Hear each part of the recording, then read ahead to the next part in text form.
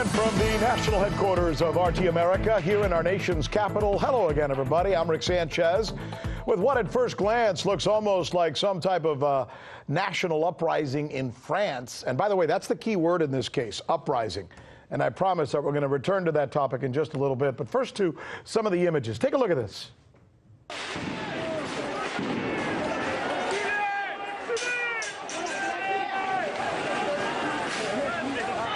You know, oftentimes in our business, it takes about 20 people in an editorial meeting to decide whether something like this is a clash with police or a disturbance. See, nomenclature is important, folks. Or a full-scale riot. This, folks, is a full-scale riot. This is the streets of Paris today.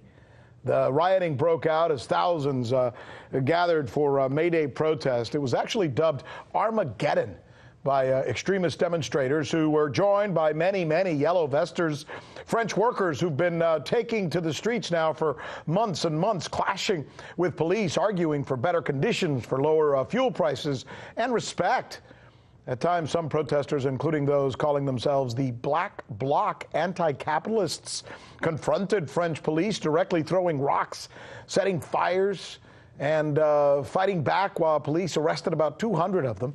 Authorities used tear gas. They used .40 caliber rubber bullets, flash grenades, while outfitted in fully decked out riot gear throughout the day. This is nuts.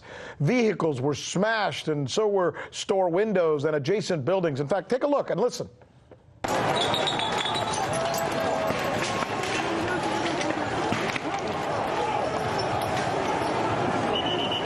I mean, the pictures throughout the day were absolutely fascinating to watch. It was like just, people fighting on the streets with authorities. Some of the worst violence was in the area of La Rotonde, which happens to be where President Emmanuel Macron's favorite restaurant is, the Montparnasse, where there are fears that rioters will eventually target public monuments, banks, and high-end shops, while also threatening to set fires to other buildings.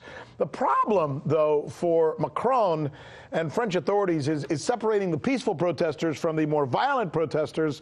For example, union workers were out there today. They took to the streets in full force. They say peacefully trying to get their May Day message out, but they were confronted, even attacked, they say, by police.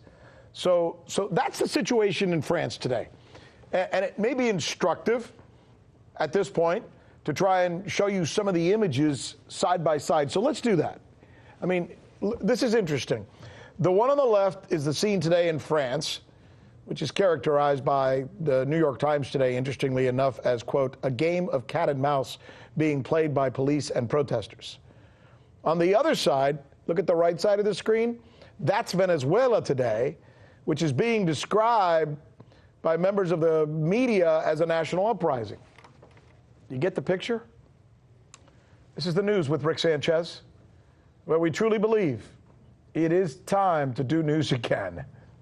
I'm Rick Sanchez. You found us on YouTube, and that's awesome. But you know what? I'm also live every night at 7 and 8 p.m. Eastern on DirecTV and Dish and cable and satellite, the RT app, and Pluto TV.